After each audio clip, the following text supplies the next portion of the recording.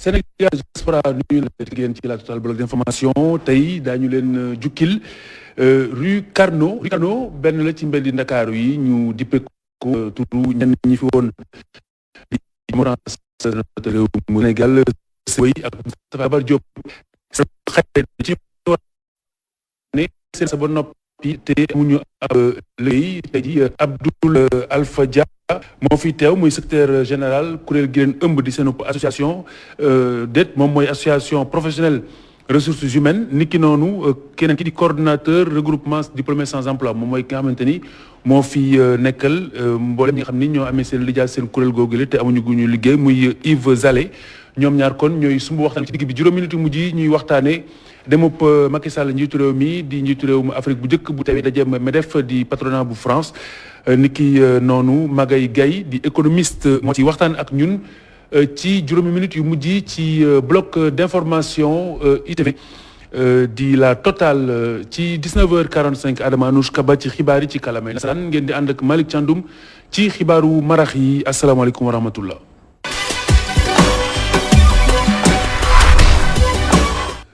li ñuy doore tey jëm ci wàllug publicité yi ak anam yi nga xamante ni noonu lay indee gàllankoor ci mbeddi Ndakaaru yi loolu yi ginnaaw bi ñu ko fi tegee ba noppi dellusiwaat ci ngir waxtaanee anam yi nga xamante ni noonu lay jaxasee sax ñenn ñi nga xamante ni ñu ngi nekk ci seen i daamaar te it mu exposé leen ci ay accident bu fekkente ni jamono neexul ni ki ay tawax ngelaw ak yu ni méngool Matar Nguer.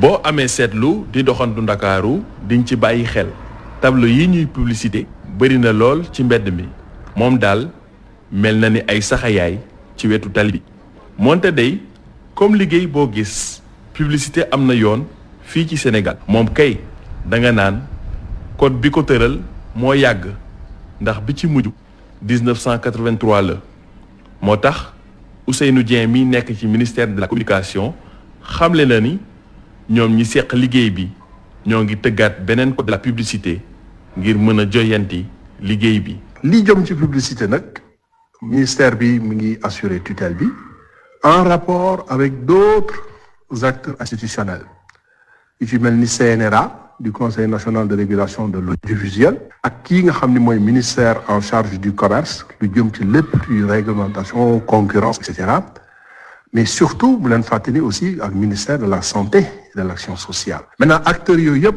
actuellement ñi ngi liggéey maanaam pour daal di taxawal code de la publicité bu bees damay rappeler rek ni code de la publicité bi mujjee am fii ci Sénégal mi ngi am 1983 boobu léegi daal ñëpp xam nañu mënatul méngoo ak jamono. bu ñu jëlee misaal ci commune bi di Fann Point E Amitié bëri waayu panneau publicitaire yi bokk na ci li gën a jaaxal jëwriñu commune bi.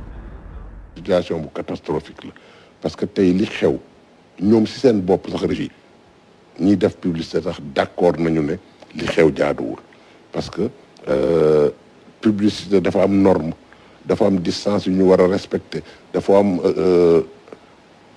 panneau bi ci boppam dafa am yu mu war a tollu mais comme que nit ñi dañu nekk ci benn association waaye laayantewuñu seen biir ku nekk day jéem a xaj moroomam. tableau yi ngeen di gis ci pàcc corniche bi soxal commune am daanaka li fi nekk ci tableau lépp fukk boo ci jël benn ba la ci may ndigal boroom ngir mu teg ko fi. corniche bi li fa xew jaaduwul li am corniche au moins mat na téeméeri panneau te man biir na ma ne man miy joxe autorisation joxe moo fukki panneau yu mat ci corniche donc ña fa teg ñëpp ak 90% dañu teg panneau te amuñu autorisation bu dañu ñëw monter seeni panneau. moo ne day yoon wi nga war a jaar ngir am tableau publicité taxu koo jafe. am sa société boo xamante ne jaar na yoon te kayit yi ñuy laaj société yëpp am na ko boo ko amee ba pare donc soo ñëwee ne da ngay def sa demande wax ne da nga bugg ay panneau ñaari panneau ñetti panneau et cetera ñun dañ lay wax ne la yow seetal yan emplacement nga am ba pare boo ko amee andil ñu ko boo andee demande bi ak emplacement yi ñu boole la ak benn technicien bu mairie mu dem xool emplacement yi ba mu wóor ko ne fii baax na mu dellu si joxe ñu délivrer la autorisation nga def. publicité doon na liggéey bu am ay koppar ci réew mi waaye liy ñuul ci soow mi mooy li ku nekk di njëkkante ngir taxawal ab tabloom ci wetu tali bi mën naa indi ay jafe-jafe yu jëm ci kaaraange ñiy daw ci tali bi ndax taw bu ànd ak ngelaw bu ko fa fekkee mën na koo fàq ba mu indil ay jafe-jafe ñi yor seenu oto wala sax ngay dawal ba agsi ci aw virage mu xañ la ab gis-gis bu leer.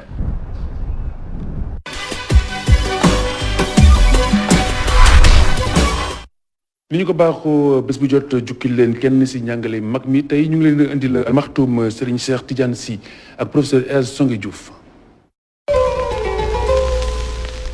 ki ñuy waxtaanee nag doon koo xam ne ku yéeme la bu ñuy dee ci nasaraan ñu ne ab mystique la maanaam koo xam ne xam-xamam wax dëgg yàlla du ñëpp ci mën a jot koo xam ne ab sufiyanke la koo xam ne ab taalifkat la koo xam ne sax ab philosophe la boo xam ne kenn natablewul ay ngërëm kookee dowul kenn ku dul ki ñuy wooyee Cheikh Tidiane Sy Al Maktoum moom mi nga xam ne kàddoom mewoon na lëndëm na lool waaye leer na itam lool boo déggee ñu lëndëm na lool moo boo ko déglu xam-xam nga cay balee dafay mel lu xaw a diis waaye leer na lool ndax ko ami nopp yoo ko déggee ak xel yoo ko setantalee di nga xam ne kookee di Al Maktoum wax dëgg yàlla kàng fóori la woon kenn koo xam ne la moom wax dëgg yàlla mbirum alxuraan ak banqaasu xam-xam ya ca sosoo amul lenn loo xam ne umpoon na ko kooku di Cheikh Ahmed Tidiane Sy Al Maktoum mu ngi gane si àdduna ñaar fukki fan ak juróom-ñeent ci weeru décembre ak 1925 ca Ndar Géej te nag moom moo nekk juróomeeli xalif général des Tidianes mu tàmbalee ko ca atum 2012 ginnaaw bi atum 2012 ba noonu nga xam ne noonu la génnee àdduna ci fukki fan ak juróom ci weeru mars 2017 bee mu nekk borom xalima boo xam ne ci wàllu mbind kenn daaw ko natable mu doon tarikat bu rëy doon koo xam ne defkatu conférence la boo xam ne wax dëgg yàlla ku nekk ngi fàttaliku baat bu yéeme boobee fële ca champ des courses booru Tiwaawoon bu ko doon wax ñëpp daal ne tekk di ko déglu bu ko doon wax boo ko toppee di ko déglu ba yàgg dafay mel ni sax ay cër toppatu la ndax fa mu lay yóbbu la di lay yëkkati ca kaw a kaw sakku sa xel wax dëgg yàlla jëmee la ci xam-xam bu set ak bu sell koo kee di Al Maktoum Al Maktoum amul kenn koo xam ne daawu la yëngal boo koy déglu ndaxte amul benn frontière bu mu amoon ci wàllu géeju xam-xam daan na xuus bu waxee nga ne philosophe la bu waxee nga ne anthropologue la suba mu wax nga ne astrophysicien la suba mu wax nga ne ab psychologue la wala jàngalekatu mathématique la kooku daal géeju xam la woon kooku nga xam ne moo di Al Maktoum moom nag nee na kenn ki ko gindi xanaa rek moo di turandoom Cheikh Ahmed Tidiane ndaxte kookee nee na moom moo ko won yoonu yàlla ndaxte keekee moo ko won ne amul mel ni njàngale moo xam ne ëpp na ngëneel firi tafsir wone alxuraan lan mooy jeexitalam waaye nee nañu bu ñu sañee ñu wax ne kooku nga xam ne moo di Cheikh Ahmed Tidiane Sy Al Maktoum kàddoom de du ay nopp yépp ñoo ko mënoon a teewul wasalaam.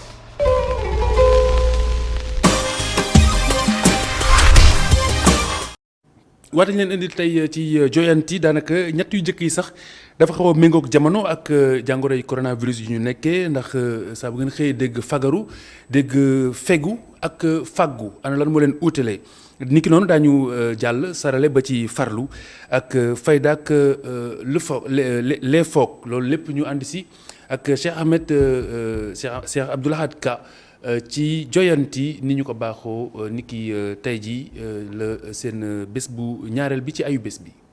asalaamaaleykum wa rahmatullah mbokk yi ñoo ngi leen di nuyu di am mbégte ci dellusiwaat ci seen jataay bii di joyanti ak leeral lenn ci waati wolof werekaan di leen ko defal ànd ceeg ITV lëkkaloo ceeg kuréelug wàllu wolof tey nu indi leen juróom benni waat benn fagaru ñaar faggu ñett fegu ñeent farlu juróom fayda juróom benn lefo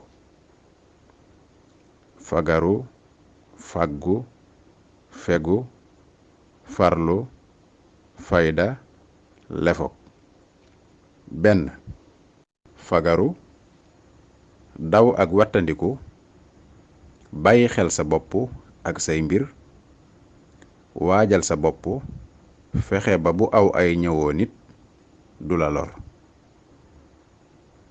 Fagaru daw ak wattandiku bàyyi xel sa bopp ak say mbir waajal sa bopp fexe ba bu aw ay ñëwoo nit du la lor.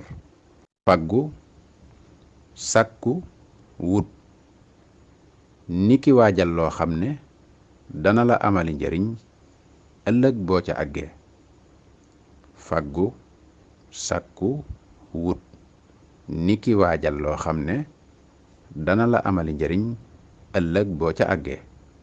Fegu yiir sa bopp cib safaan aar ko ba lenn mbaa dara du ci amu yoon. Fegu yiir sa bopp cib safaan aar ko ba lenn mbaa dara du ci amu yoon. Farlu takku ak cawarte ci def li la war te saa yu jotee nga def ko. Farlu takku ak cawarte ci def li la war te saa yu jotee nga def ko. Fayda amug mat ci sa jëmm ak lépp loo yilif ba lu dul lu aw yoon du ca tàbbi. Fayda amug mat ci sa jëmm ak lépp loo yilif ba lu dul lu aw yoon du ca tàbbi. Lefog waaj ak waajal lépp ànd ak sóoraale lu nekk ci biir ak biti booleeg yewwute ak cawarte bàyyi xel ci lépp looy dugg. Lefog waaj ak waajal lépp ànd ak sóoraale lu nekk ci biir ak biti booleeg yewwute ak cawarte bàyyi xel ci lépp looy dugg. kon mbokk yi fii lañu yem ak yéen incha allahu ba beneen yoon ci yeneen yoon. Amadou Alpha Dia moom mooy secrétaire général association sénégalaise yu professionnel des ressources humaines maanaam mboolem ñi nga xamante ne ñoo yittewoo xëy mi ci bërëbu liggéeyukaay yi ak Yves Zalé di coordonnateur regroupement des diplômés sans emploi ñi nga xamante ni ut nañu xëy jàng nañu ba noppi yor seen lijaasa waaye amaguñu xëy kon samay gan nuyu naa leen. salaamaaleykum. jàmm rek donc li ñuy tàmbalee Dia mooy lu jëm ci wàllug xëy mi ci Sénégal. tey tolluwaay bi d'abord de façon générale nan lañ ko mën a photographier. Très bien, merci beaucoup monsieur Diakhaté si invitation bi ngeen ma defal. Très bien. Je vais peut-être rectifier juste mon nom sama tur mi ngi Abdoul Alpha Dia secrétaire général association sénégalaise. Qu'est-ce que j'ai dit? Amadou Alpha. Voilà. Secrétaire général association sénégalaise professionnelle ressources humaines. Association sénégalaise ASPRH association la bi nga xam ne day regrouper ñëpp ñi nga xam ne ñu ngi liggéey autour de la fonction RH. Oui. mooy directeur ressources humaines yi. mooy chef de personnel yi. mooy responsable ressources humaines inspecteur du travail. ñëpp ñi nga xam ne daal dañuy liggéey autour de la fonction RH si nañ nekk c'est une association bi nga xam ne mi ngi existé depuis 1994. Oui. Maintenant pour ñëw si sa question bi nga ma posé. Effectivement l'état de l'emploi des jeunes au Sénégal est difficile pour ne pas dire catastrophique. Oui. lu tax c'est parce que d'abord c'est pas seulement situation bi nga xam ne jeunes yi rek la concerné. Je pense que situation bi nga xam ne dëkk bi yëpp la concerné. C'est une des emploi manque emploi dafa doon un des facteurs yi nga xam ne foofu la ñuy gisee un pays sous-développé. Très bien. Donc daañu ñëw si emploi ak emploi waaye ñu soobu ak Yves Zalé di coordonnateur regroupement diplômé des emplois yéen ban njàngat ngeen am ci tolluwaayub xëy mi ci réew mi d'abord. Merci Khalifa maa ngi nuyu sama co-débatteur di la gërëm ci plateau bi mais di nuyu aussi ñi ñuy seetaan sénégalais yi nekk ci biir réew mi ak bitim réew di fàttali juste balaa ñoo tàmbali que nous sommes une structure boo xam ne a été créée en 2011. 2011 lañu ko créé une structure boo xam ne nii dafa juddoon ci contexte boo xam ne nii problème emploi dañoo dem ba seetlu ni les diplômés surtout des universités publiques parce que l'idée est partie des diplômés des universités publiques. tamit en ce moment là tamit universités privées yi demeewutoon noonu. entre temps nag les universités privées et les écoles de formation yokku nañ ci. looloo taxoon ñu créé une structure bi. pour permettre aux jeunes yi xam dañuy am seen i diplôme ba pare duñu am problème insertion. Très bien. ñoolu comment on va les accompagner. Alors léegi tolluwaay bi yow noo ko gisee. waaw de façon générale. de façon générale problème emploi je pense que soo ciy wax wala nga dem à la rencontre des gens qui sont dans ce besoin sa yaakaar day tas. parce que j'ai l'impression que la question de l'emploi on ne veut pas en parler. donc dafa nekk loo xamante ni échec échec boo xam ne ni pendant de très nombreuses années la. l'échec démarre depuis le primaire. fa la échec bi commencé. rien n'a été fait parce que dañuy ñëw xale yi dugg école di def CP mais on n'a rien prévu pour suñu bare. très bien alors dafa am aspect wax naa ko léegi emploi xam nga bu ñu waxee mbirum xëy dafay am mbirum employabilité maanaam ñi nga xamante ni am nañu man-man gi ngir liggéey ndax fondamentalement concept boobu jamono ji daanaka lu xew ci jamono la ndax gisuñu ne xëy na Sénégal problème mu employabilité la ñu am plus que problème mu emploi. Effectivement ñaari c'est lié. bu ñu waxee employabilité mooy capacité société bi. produire ay nit yi nga xam ni dinañ mën a def n'importe quel liggéey. parce que xam nga tamit am ay lijaasa tekkiwul tamit nga am valeur ci marché bi. ci marché de l'emploi. de façon générale. en fait c'est un système global la. li ñu mën a wax mooy que suñu xoolee comme ni nga ko waxee mon co-débatteur les politiques de l'État. depuis l'indépendance ba léegi. la constante bi ñu remarqué. mooy dañuy foog ni que chaque fois suñu créer ay structures yi nga xam ne dinañ mën financer ay projets rek. emploi bi dina jóg. moom c'est pour ça que vers les indépendances on a créé la DIR. la direction pour l'insertion la réinsertion et l'emploi. après ñu créé ANPEJ. léegi ñu ngi ci DER. la délégation pour l'emploi rapide. nga xam ni le principe yu muy posé mooy qu'on met plus l'accent sur le fait de dire que il faut que ñu financer. ay nit pour ñu mën a am liggéey. or on se rend compte que politique yooyu yëpp dafa raté.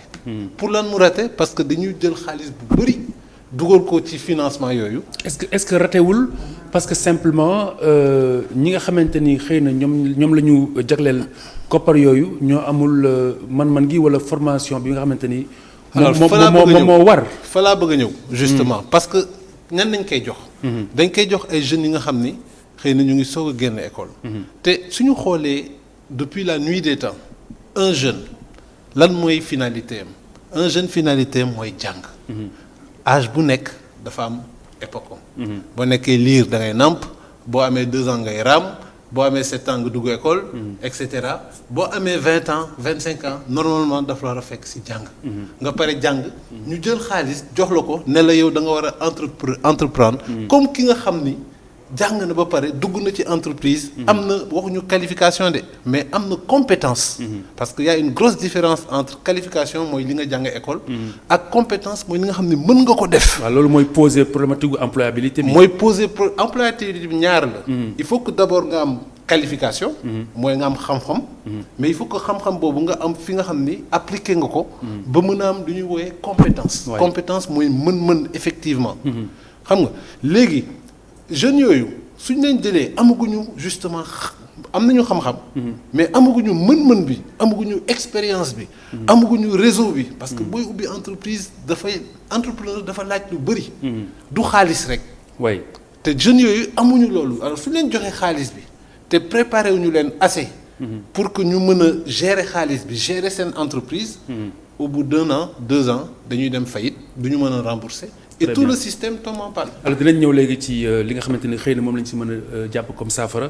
mais Zale est-ce que yéen seen problème fondamental du justement mbirum man-man gi parce que comme ni mu ko waxee beneen perspective aussi mën na gise ne koppar yi ñuy jël di ko dugal ci emploi bi wala di pousser jeunes yi dañ leen di pousser à l'entrepreneuriat mais est-ce que yéen du rek da ngeen jàng rek ba yooyu këyit comme on dit. te amu leen man-man bi wala amu leen yéene bokk def seen entrepreneuriat bopp lu dul ngeen di xaar ci nguur gi. waaw Khalifa dossier bi da di lu complexe te monsieur Dia wax na ko. parce que xam nga nos États africains lu leen yàq lu suñu problème événementiel la ñuy def. ak urgence. du ñu toog réfléchir planifier ba commencé naa la ko wax au début. ku dugg ren école dëgg primaire kon war nga calculer cycle primaire bi 6 ans la. collège 4 ans lycée 3 ans université jàppal 5 à 7 ans en moyenne nga calculer kon xam nga ni kon ki dugg di dans combien d'années war na mën a nekk dans le marché de l'emploi. mais anticipation. mais xam nga loolu beneen wax la. waaw non damay ñëw. loolu approche la. waaw mais loolu il faut nga am approche. même li ma bëgg a wax mooy par exemple xam nga jombale. par exemple Sénégal ngay gis un étudiant bu dugg université jombale na boppam bu vacances jotee mu dem def des petits boulots wala ce qu'on appelle des métiers d'été pour fortaatu lëf loo xamante ne nii bu école tijjee sax mu mën see jàppandiku kooku bu demee ba am ay lijaasaam aussi pour moom comme loolu c'est dans l'imaginaire wala bokk xëy na ni doxalin la wala mindset la ci Sénégal sa bëgg-bëgg rek mooy xëy si bureau alors que am na yeneen yoo xamante ne nii xëy na war nañ see mën a war nañ ko mën a def ay jubluwaay. waaw Khalifa foofu le problème ne se trouve pas là-bas xam nga lu tax demal xool concours yi barki Demba Ndiaye concours police moomu jàmm. mais ñi ko def 80% voire 90% sont des étudiants am na ñoo xam ne ils viennent fraîchement d'avoir le bac. demal nga xool les chiffres yi kon qui veut dire que les jeunes là bañu ñu ngi dem mais problème bi mooy dëkk bi dafa am un problème assez particulier moom un virus qui est pire que le corona c'est la politique politicienne et la partisanerie. pour nga am stage ci structure publique il faut nga nekk militant. pour nga am un stage dans une structure privée il faut nga am fa lien de parenté wala lien d'amitié. mais mooy li may wax rek. parce que yéen seen visée. mooy xëy si bërëb alors que tey mën nga am say lijaasa. non demeewul noonu. dem si DER bi nga wax ni par exemple dem bay kaan yi. par exemple may ma yeggale. bëri na des jeunes est-ce que xam nga combien de jeunes ñoo xam ne ni café Touba la ñuy jaay. est-ce que xam nga combien de jeunes ñooy joxe cours dans les établissements d'enseignement muy moyen secondaire. te la plupart de ces gens-là ils ont une licence ils ont un master. Oui. Les gens ne refusent pas mais les gens n'ont pas les opportunités quand tu fais un projet nga ñëw indi ko soo amul kenn koo xam ne moo ko parrainé duñ la financer. c'est ça la vérité. léegi yow ce jeune là. après ça n'engage que vous. non c'est un exemple. monsieur Dia wax na la ko sànq. parce que da ngay xool soo demee dans les autres pays soo demee en Europe qu'est-ce qu'ils font les gens ils entrent dans l'administration ils ont de l'expérience ils ont de la connaissance ils sortent.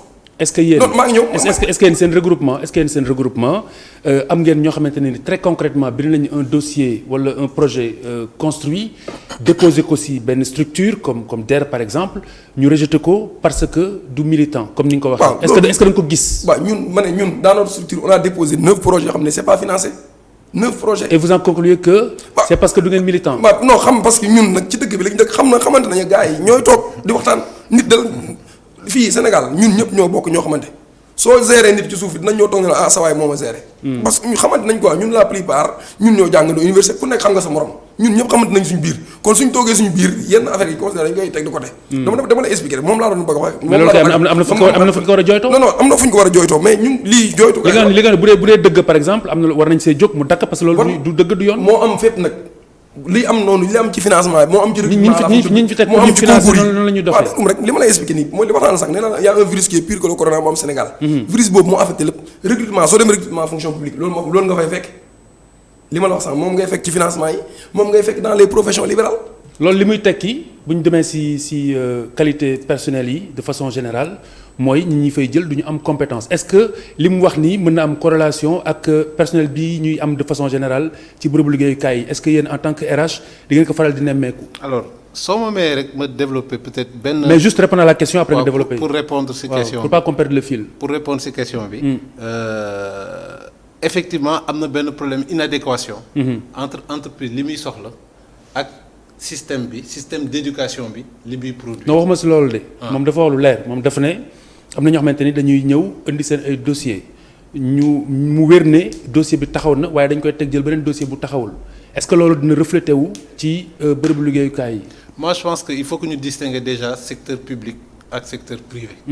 secteur privé aujourd'hui adduna bi nu mu demee. il ne peut plus se permettre. yenn mauvais choix yi. Ce qui fait que man en tout cas entreprise privée yi ma xam nga xam ne ñoom ils sont dans un environnement concurrentiel. su ñuy tànn ku ñuy recruter dañuy jéem a recruter le meilleur.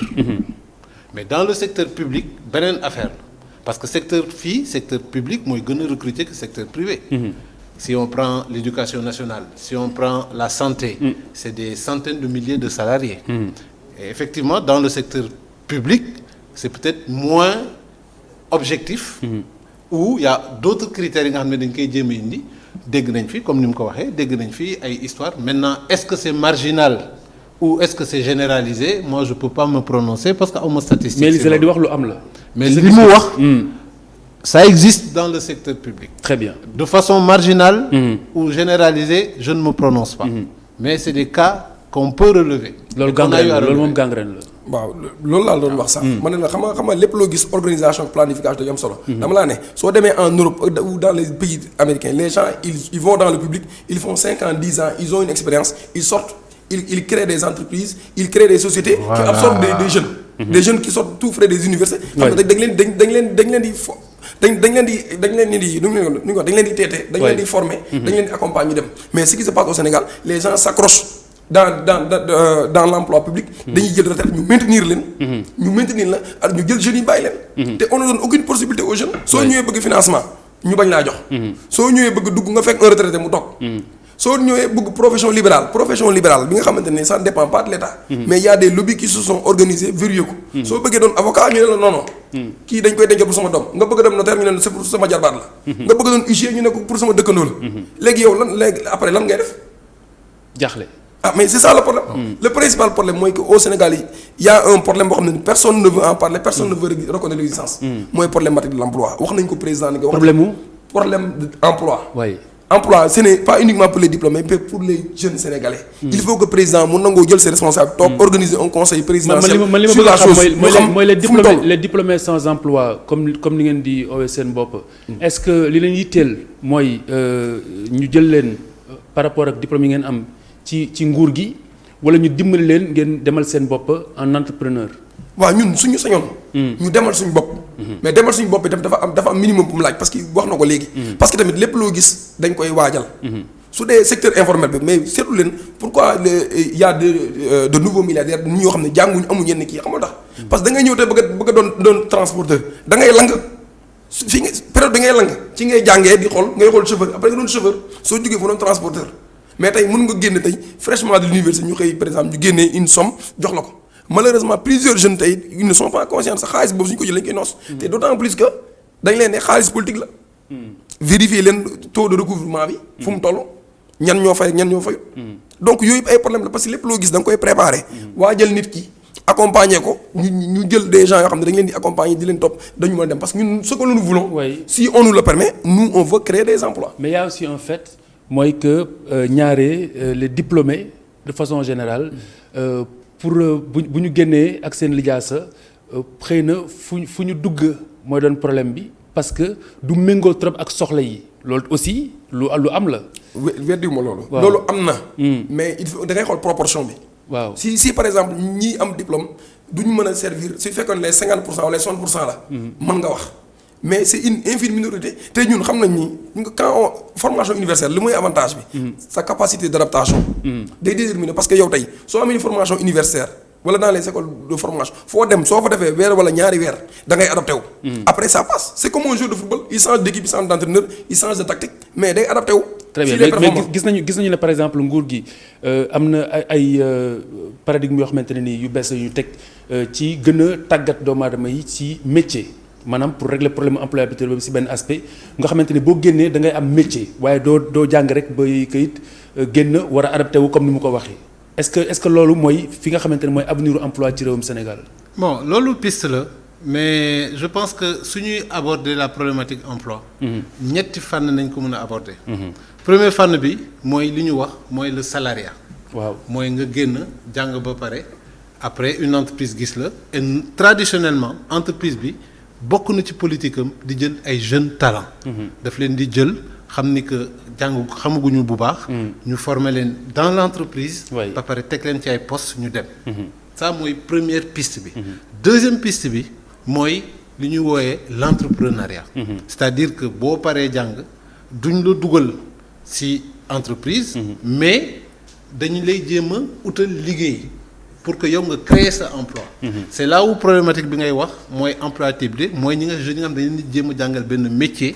suñu génnee ñu jox leen financement. ñu jéem a def seen métier. mais lu ñu constaté. mooy deuxième piste boobu. y a beaucoup d'échecs. maintenant il y a une troisième piste bi nga xam ne mi ngi commencé feeñ di développer wu. mooy une piste bi nga xam ne c'est mixte. et je pense que foofu la solution bi nekk. mixité bi fu mu féete. c'est-à-dire que dañuy jël ay jeunes. ñu former leen ci ay métiers ñu former leen ci ay axes de la société de l'économie yi nga xam ni. foofu Sénégal am na fa potentiel. mais au lieu que ñu bàyyi leen ñu créer seen entreprise dañ leen di incuber. li ñu wooyee incubation. c'est-à-dire que et c'est ça la solution mooy impliquer les entreprises c'est les seuls acteurs de la société yi nga xam ne dañuy créer richesse. donc boo bëggee développer l'emploi il faut que nga impliquer leen si. ce qui fait que maintenant on développe de plus en plus des incubations mooy yi nga xam ni jeune bi bu génnee buy bëgg a créer entreprise par exemple bu bëggee créer benn entreprise menuiserie. dañ koy dugal ci benn entreprise bi nga xam ne day def menuiserie. nga xam ne am na organisation ak yëpp ñu dugal ko foofu ak benn projet mu développer projet ñu encadrer ko ba nga xam ni màgg na. léegi après soit. jeune bi day génn créer entreprise am nekk prestataire u entreprise bi. ou bien su neexee entreprise bi mu toog développer benn projet ci biir entreprise. oui très bien am na aussi beneen aspect bu am solo mooy est-ce que les diplômés wala les chercheurs d'emploi au Sénégal en tout cas est-ce que ils savent chercher du travail ndax mën nañoo wut xëy. yow loolu ban jàngat nga ci am. li ma ci parce que wut xëy aussi beneen paire de manches la aussi. loolu beneen paire la. parce que moom sama gars yi la plupart ci ñoom seen profession mooy wutum xëy. wutum xëy mooy seen liggéey. non je veux dire xam nga wutum xëy aussi wutum xëy dafa am méthodologie. effectivement parce que kuy jël yenn RH yi am na critères yu ngeen di jëlee. effectivement am na nooy comporté woo sa entretien d'embauche. am na nooy bindee sa lettre de motivation am na nooy bindee sa CV. da ngay xool parfois CV yu bari boo gisee CV yi wala nga gis lettre de motivation yi mu bir la ni kii du ku ñu waajal pour mu uti xëy ndax loolu aussi bokkul ci gàllankoor yi ñuy négliger. waaw loolu dëgg la parce que côté boobu ñu ngi ciy liggéey. ñun dañ ciy liggéey ci loolu. am nañu des partenaires des gens yoo xam ne ils sont expérimentés des gens yoo xam ne ils ont vécu dans des entreprises wala ñoo am des responsabilités dans l'administration et tout ça. ñun dañuy dimbali ci loolu. jamono ji nag moom ak pandémie bi. yooyu mëntuñ ko dañu daan organiser ay séances ñu toog on montre aux gens comment écrire un CV. comment écrire une lettre de motivation. comment aller à un entretien d'embauche. comment s'habiller comment parler et tout ça. yooyu tamit c'est des astuces yoo xam ne nii. c'est des astuces yoo xam ne nii loolu ku suñ la ci épaulé da ngay dem. donc c'est pas quelque chose boo xamante ni. c'est extraordinaire. il faut juste un accompagnement. c'est important. non si c'est important. mais c'est pas aussi est-ce que diplômé yi wala est-ce que chercheurs d'emploi au Sénégal est-ce que mën nañu ut xëy ci sa gis-gis sa expérience en tant que professionnel de DRH. alors ça c'est une question bi nga xam ne dinaa si mën a tontu parce que j'ai été DRH pendant près d'une dizaine d'années. dans plusieurs entreprises. muy BTP di banque. et effectivement. Là il y a un problème. En grande majorité. parce que lan la xëy peut-être jeunes yi xamul. c'est que benn DRH buy recruter. man par exemple liggéey naa benn structure bi nga xam ne pour recruter benn nit mënoon naa recevoir 500 ou 600 CV. 500 ou 600 CV. et on me dit que en 2 mois war naa recruter. su ma naree à l'époque amul woon peut-être les moyens mais su ma naree ne damay xool CV bu nekk. xool dans le détail kii lu mu bëgg a wax. jéem a comprendre tournure phrase meek yooyu. mais du ma si génn. donc en général benn CV du ma si def plus de 30 secondes wala 45 secondes. donc présentation bi déjà. c'est-à-dire que donc CV bi mën nga ko ubbi nii xool ko. bu fekkee am nga information yi nga soxla. immédiatement mën nga ko présélectionner. pour regarder plus loin. soo amul information yi tu as 500 à voir. da nga koy teg de côté. donc ça veut dire que effectivement. le CV est capital. am na ay CV yi nga xam ni da ngay gis kenn nga xam ni par exemple il a 1 an ou 2 ans d'expérience. def benn CV 10 pages. mais ça pose problème. parce que dafa bëgg a wane ni que xam na lii kii alors que 2 ans d'expérience là mënul am CV 10 pages. même 40 ans fexe ko résumer ci benn page. même 40 ans fexe ko résumer ci benn plage. asamala. kenn nga xam ni 2 ans rek la am comme expérience. donc wala nga gis benn lettre de motivation bi nga xam ni de la première phrase jusqu'à la dernière phrase c'est bourré de fautes. donc même bu fekkee waa ji am na un DEA une thèse ak yëpp. mais doo ko tu as un problème de confiance. loolu tam beneen problème la. donc loolu tamit problème la su ñu waxee ci entretien yi ku nga xam ne day ñëw par exemple pour un poste dans une banque nga xam ni le costume la cravate est d'office. mu ñëw en jean t-shirt di yee ci ngomam. xam nga ni kooku jarul sax ngay def doo def 5 minutes ak moom. wala ku nga xam ne dafay dem plus complexe. nga xam ne dafay war a liggéey BTP dans un chantier. mu ñëw en costume cravate xam nga kii ak yooyu. mais kooku doo ko jël. te pourtant costume cravate le sol. Oui. mais yow fi nga ko war a yóbbu. donc y a des subtilités yu bëri yi nga xam ni. mooy les techniques de recherche d'emploi. Et c'est vrai que y a des structures nga xam léegi ñu ngi jéem a former les jeunes. si loolu ñuy woowee technique de recherche d'emploi. mais ba léegi des na. c'est que li tax ma interpellé si et franchement sans su question bi yëpp génne nga ko mooy boo xoolee ñoom Zale par exemple du lu ñu jox gëdd trop. am na gëdd. da nga ko vérifier. déet ni nga ma tontoo la kat. non ni nga ma tontoo la. non da nga ni ma loolu du dara. non dama la ne c'est pas extraordinaire. bu ñu arrêté bande bi léegi. dama la ne da nga ma mais si c'est plus que extraordinaire. dama la ne c'est pas extraordinaire. kañ parce que wax naa la fii. oui ma déglu ma rek. boo ni ma da ngaa utam xëy. waaw diplômé sans emploi. ba pare ma ne la technique de recherche d'emploi nga ni ma c'est pas extraordinaire du ma la gëm. non du ma la gëm te du ma am si yow yaakaar. waaw defal ndànk doucement rek. parce que li ngay yóbbu mooy sa CV sa lettre de motivation ak ni ngay ñëwee ci employeur bi loolu mooy sa première vitrine. waaw waxuma la sànq. donc loolu tamit bu dee élément la bu ngeen négligé du ngeen gaaw am. non waxuñu la dañu ko négligé da ngay déglu dama la ne. da nga ni ma c'est pas extraordinaire. non dama la ne. en tant que RH loolu mën na la choquer tout de même. non li mu tontu non du ko choquer en tant que chef d'emploi mu ne c'est pas extraordinaire. non moom li mu wax. voilà li ma comprendre mooy dafa ne ni que c'est pas difficile à apprendre. mais même loolu mu la wax noonu mën na la choquer comme mën na la interpeller en tout cas comme RH. man daal parce que dafa am solo loolu mooy sa pont sa diggante ki la war a jël ëllëg. oui man personnellement. mais Sénégal fonk ñu ko Sénégal da ngay gis CV. non fi dañ ko wala de motivation non weddiwuñu ko da ngay bëgg a jooy. waaw Khalifa donc du yomb. waaw dama lay expliquer. man droit laa jàng. waaw chez nous on dit que la forme est plus importante que le fond. les deux sont importants. non mais fac droit la forme est préalable. sooy bind par exemple une requête nga juum. wala nga saisir le juge nga juum da koy mettre de côté. kon kii bi forme bi c'est un préalable. oui ñun déjà à la fac on nous apprenait ça am na loo xam ne doo ko sol ñëw TD am na loo xam ne doo ko sol di wax ak professeur. soo ko solee ñuy wax ak professeur il ne répond pas. donc côté boobu on est formé sur ça c'est pour te montrer que ñun loolu ñu ngi ci parce que wax naa la sànq nii. on le fait et on a des partenaires yoo xam ne nii. on fait ces genres de formation. oui mais quelqu'un comme il peut nous. parce que boo ko formé ak nu formation bi toll après nga largué. li ma si bëgg a dolli. nga xam ni c'est ça le vrai problème moi je pense le fond du problème. c'est la déliquescence de la qualité de l'enseignement général. c'est-à-dire que autant da ngay dem ba ci yenn poste ministres yi sax da ngay dégg ay ministres yoo xam ne dégguñu tubaab. oui. asamala un jeune buy soog a génn. et ça c'est extrêmement grave. wala nga gis benn professeur bi nga xam ne dafa war a jàngalay xale mais chaque phrase mu damm yàq. non benn chercheur d'emploi. et ça benn chercheur d'emploi mën na la wax ne man mës naa ko dégg ci télévision bi j'ai une doctorat. gis nga man du ma ko jël. et pourtant doctorat la am. waaw. et ça c'est généralisé c'est-à-dire que c'est dans tous les pans de la société mun ñu wax sax rek que c'est les jeunes. c'est les jeunes c'est les adultes. mais loolu c'est l'échec de tout un système alors. mais c'est tout le système aujourd'hui Senghor se retourne dans sa tombe. oui.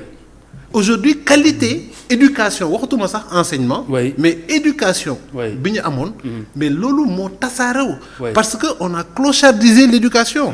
on a mis des niveaux intermédiaires di jël ay volontaires ay contractuels ay xawma lan ak lan. les professeurs titulaires amatul. ça c'est sous le régime de Wade depuis. mais ça a commencé depuis Diouf. oui. ça a commencé depuis Diouf ça s'est accéléré avec Wade. oui. et aujourd'hui on est toujours dans la saignée. alors pour terminer est-ce que du loolu mooy xeex bi tigi. waaw mais xam système bi yëpp. waaw mais loolu xam nga wax naa la ko ba may commencer. oui. loolu c'est la faute à qui. ça c'est la faute à xanaa l'État. ñi ñuy jiite. c'est la faute à l'État. waaw mais mooy li ñu doon wax mooy li ñuy kaas chaque jour. dañuy gis les hommes qu'il faut. ils les mettent de côté. ñu jël d'autres personnes parce que ils ont certaines relations avec ñoom. ñu dugal leen quand on demande par exemple y a des gens qui ont le niveau. qui ont la qualification requise pour enseigner ñu jël ces gens là ils les mettent de côté. ils préfèrent prendre des gens xam ils ont des affinités avec ñoom mais ñooñu suñu former des gens qui ne sont pas le niveau c'est leur faute. moi je pense que loolu sax mën naa am xeex. non loolu mën naa am ñun ñu ngi xeex. il faut continuer le combat. non c'est comme parce que je pense. mais je pense que ça dépasse le cadre partisan. oui tout je à pense fait. que c'est vraiment des mauvaises politiques. Des mauvaises politiques. Absolument il faut ñu et xalaat puis avec une pression de bailleurs de fonds. oui. nga xam ne dañuy bëgg a financer mais dañu lay imposer par exemple des politiques d'ajustement structurel. nga xam ne dañoo nécessiter serrer le budget. moo indi li waxtaan yu mënul jeex parce que c'est un sujet très très important parce que tamit xam nga jàng ba sonn ba àgg sa càppaandaw ga mënoo am xëy loolu problème la donc je pense que si ITV daañu gën a yaatal jotaay yi pour gën a jàpp si xeex bi parce que tamit lu am solo la ak lu mën a am ak responsabilité bu ngeen si mën a am seen côté parce que gis nañu défaillance yi si wàllu recherche bi ak yu demee noonu yëpp yooyu bon c'est quand même pas du ma ni c'est pas extraordinaire mais aussi lu importance la ñu war a noddanti mais système bi aussi dañu ko war a noddanti loolu daañu si ñëwaat si ni mu gën a yaatoo bu sooyee suñu borom maa ngi leen di gërëm di leen sant Yves Zalé coordonnateur regroupement des diplômés sans emploi ñu àndoon ak Abdoul Alpha Dia secrétaire général association sénégalaise des professionnels des ressources humaines ñu doon waxtaanee mbirum xëy ak ñi jàng ba yey këyit ni ñu koy waxee ci olof te ba nëgë ni mënuñu amum xëy ci réew mi di seenam réew.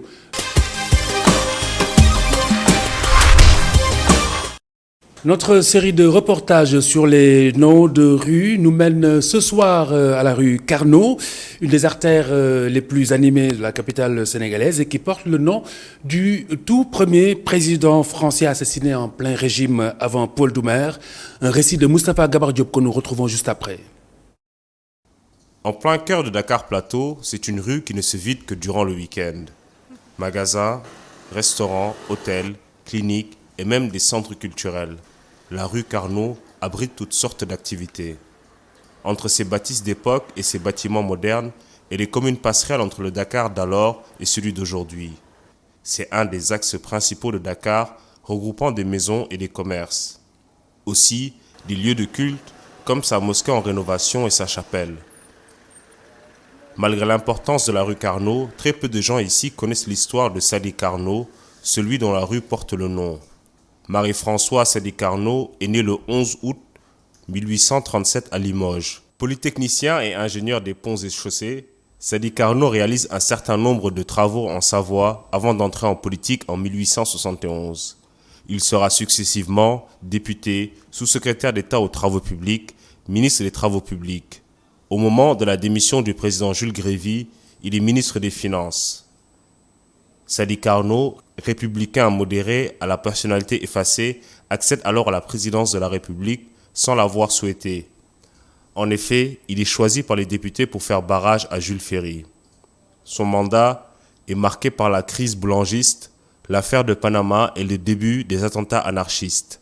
Il est d'ailleurs menacé de mort par des lettres anonymes d'anarchistes. Lors d'un déplacement à Lyon, le président Sadi Carnot est assassiné par Geronimo Caserio, un anarchiste italien.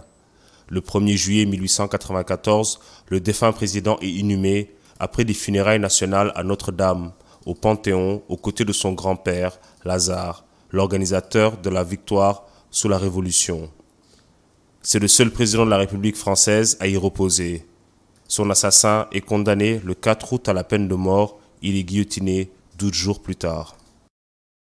Moustapha Gabar Diop, bonsoir. Bonsoir. Alors aujourd'hui, que peut-on retenir de l'héritage politique de Sadi Carnot? Tout d'abord, l'héritage d'un républicain, parce qu'il était républicain de naissance. Ça lui venait de son grand-père, qui avait été président du Conseil, et ensuite son père, qui a été ministre. Et tous les deux étaient dans le Parti républicain, donc c'est vraiment un représentant du Parti républicain à l'époque. Et ça a également été quelqu'un qui a eu plusieurs places politiques. Un poste politique en plus d'être un ingénieur. Et donc ça l'a aidé beaucoup dans tout ce qui touchait aux finances et aux grands travaux. Mais il a été président qui avait été mis en place un peu par consensus et pour contrer Jules Ferry. Donc il était un peu assez effacé et il aimait être plus proche du peuple. D'ailleurs, ce qu'il a voulu d'être assassiné parce qu'il était en visite à ce moment donné-là. Justement, son assassin italien, on est en train de se demander, mais qu'est-ce qu'il faisait en France? Il y avait un grand mouvement anarchiste à l'époque, mené par les Italiens. D'ailleurs, Sadi Carnot a été le premier à être assassiné, la première figure politique à être assassinée. Il y en a eu d'autres, comme par exemple... Paul Doumer déjà, Paul Doumer déjà, l'impératrice Élisabeth d'Autriche, le roi Hubert d'Italie. Donc il y avait vraiment un mouvement anarchiste à l'époque et ça a été le premier à être victime de ce mouvement anarchiste. Merci Moustapha Gabar Diop. Une autre rue, Inch'Allah, mercredi prochain dans la Total Bloc d'information. La suite tout de suite.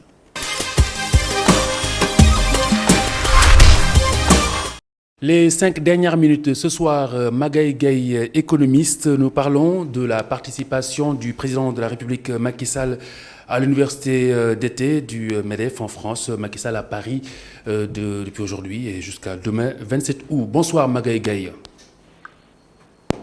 Magaye Gaye, bonsoir, est-ce que vous m'entendez? Magaye Gaye, bonsoir.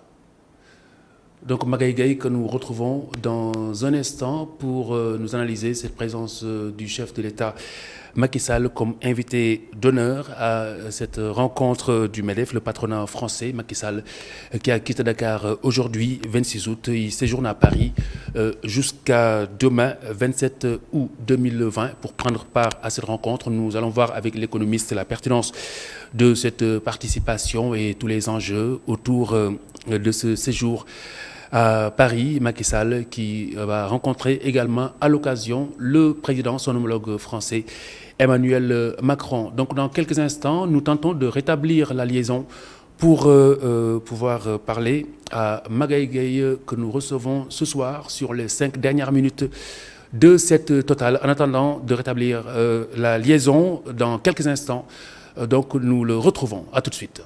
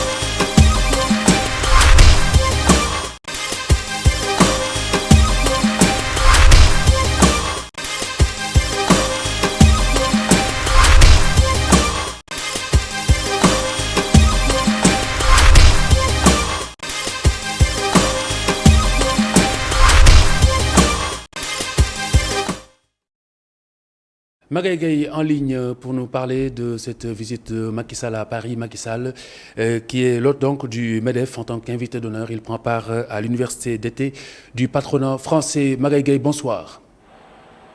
Oui, bonsoir. Alors Monsieur Gaye, c'est une première cette présence de Macky Sall à cette université d'été. Vous m'entendez Magaye Gaye?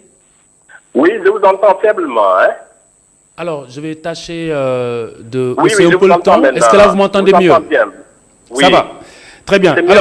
Alors oui, Macky Sall à Paris pour prendre part en tant qu'invité d'honneur à cette rencontre du MEDEF. Il doit aussi rencontrer le président, son homologue Emmanuel Macron. C'est une première pour un chef d'État africain. Quelle est la pertinence, selon vous, d'une telle démarche, d'une telle rencontre? Mais je vous remercie beaucoup, M. Diakhaté. Effectivement, le président est en France du 26 au 27 août. Il est l'invité d'honneur de l'université du MEDEF et du MEDEF. Oui. Et comme vous l'avez si bien dit, il doit rencontrer son homologue, le président français Emmanuel Macron. Oui. Alors, il faut dire que quand même cette année, il y a eu une certaine spécificité parce que cette université d'été du MEDEF est rebaptisée au regard du contexte actuel de pandémie, la renaissance des entreprises de France, en lieu et place de la rencontre des entreprises de France.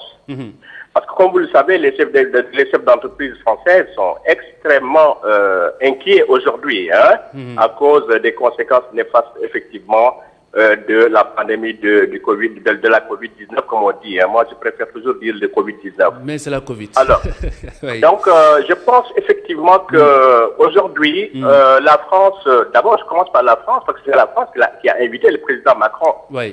Allô? Oui, c'est la France qui a invité, comme vous le savez, le président. La France, à travers le MEDEF, à mon avis, cherche aujourd'hui par tous les moyens de tirer d'affaire une économie en déliquescence, qui, comme vous le savez, est marquée par une croissance très faible, figurez-vous, des perspectives de croissance négatives, de nombreuses entreprises en difficulté, mais également des déficits publics très préoccupants. Et vu aujourd'hui la situation de déliquescence de l'économie française, mais également des nombreux défis constatés, la France, naturellement, cherche à renforcer ses parts de marché au Sénégal et à trouver des relais de croissance face à des concurrents chinois, turcs, brésiliens, indiens, et marocain de plus en plus menaçant. Oui. Mais vous savez aujourd'hui que même le Premier ministre français, M. Castex, a eu à faire une déclaration là-bas. Et il a eu à confirmer une relance par l'offre et l'investissement, et non par la demande. Oui. Parce qu'aujourd'hui, il y a 100 milliards d'euros qui ont prévu d'être injectés dans l'économie française dans le contexte des crises actuelles. Et ça va bénéficier aux PME et aux TPE. Très bien. Et alors, pas de plus normal que le MEDEF cherche à renforcer ses parts de marché. Oui. Maintenant, M. Diakhaté, du côté du Sénégal, parce que vous me posez la question, quelle est la pertinence? Oui. À mon avis, cette rencontre est perçue par le Sénégal comme une opportunité. Parce qu'il faut dire également que cette association regroupe environ 2000 chefs d'entreprise. Et donc, ce sont autant d'opportunités pour présenter les possibilités actuelles d'investissement au Sénégal pour le président Macky Sall. Et vous savez, le MEDEF également est le premier réseau d'entrepreneurs de France. Parce qu'il y a plus de 95% des entreprises adhérentes au MEDEF.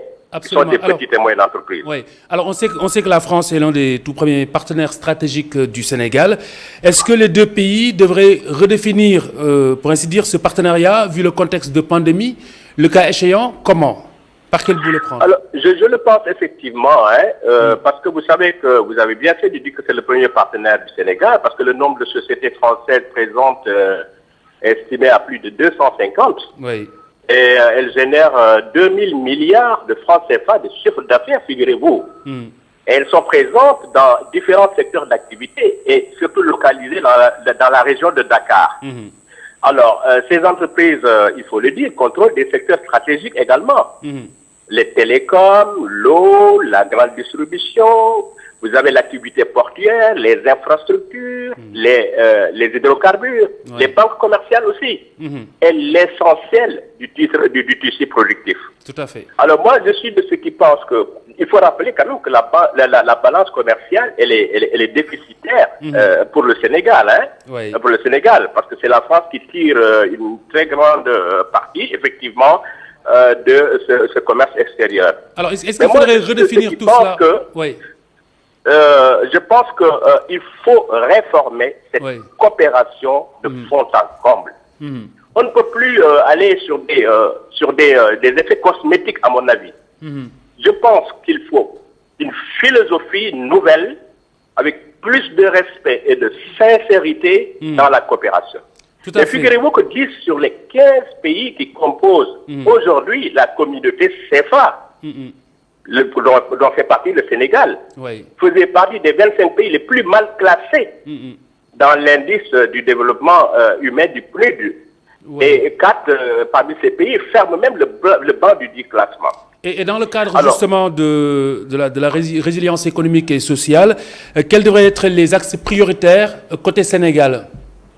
Alors, pour côté Sénégal, je suis en contradiction avec beaucoup d'économistes. Vous savez, moi j'ai eu à rédiger une contribution dans le journal Le Monde où je disais que je n'étais pas tout à fait en accord avec les autorités, mais également avec nos économistes par rapport à ce qu'il faut comme plan de relance. Vous savez, nous sommes dans une économie assez difficile, où réellement nous avons un problème de structuration de notre tissu économique.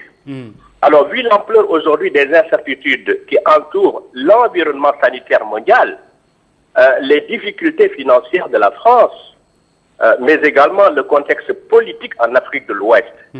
Moi, je ne m'attends pas, M. Diakhaté, à grand-chose en ce qui concerne, par exemple, de nouvelles opportunités d'investissement au Sénégal. Mais également un hypothétique soutien, par exemple, au plan de relance en cours d'élaboration, mais également, par exemple, à la question de la nouvelle monnaie, l'éco. Moi, je pense que les priorités sont ailleurs. En revanche, le Sénégal devrait, à mon avis, le président Macky Sall, profiter de cette occasion que lui offre cette rencontre du MEDEF, mais surtout les pourparlers de haut niveau avec les autorités françaises, pour échanger, à mon avis, dans l'immédiat sur des sujets de préoccupation majeure. Je peux vous en citer 2 ou 3. Allez-y. C'est les cas de force majeure actuellement qui frappent actuellement beaucoup de nos projets en cours d'exécution, comme le TER. le Sénégal doit circonscrire les risques juridiques attachés à ces projets et éviter autant que possible le paiement de dommages et intérêts. Ça, c'est le premier aspect. Oui. Le deuxième aspect, à mon avis, c'est que la question du traitement de l'endettement bilatéral et multilatéral est une question majeure. Le Sénégal, qui entre dans une phase de récession économique obligée, moi je suis beaucoup plus pessimiste que les autorités actuelles. Oui. Pour rappel, nos partenaires commerciaux et financiers extérieurs sont en difficulté. La consommation et l'investissement sont en panne dans notre pays. Il faut, à mon avis, trouver une issue favorable à la question de l'endettement. Moi, j'ai déjà proposé dans une de mes sorties dans le journal français Le Monde un plan de restructuration de la dette, je dirais même africaine, parce que le Sénégal fait partie de l'Afrique. Tout à fait. Alors, pour terminer...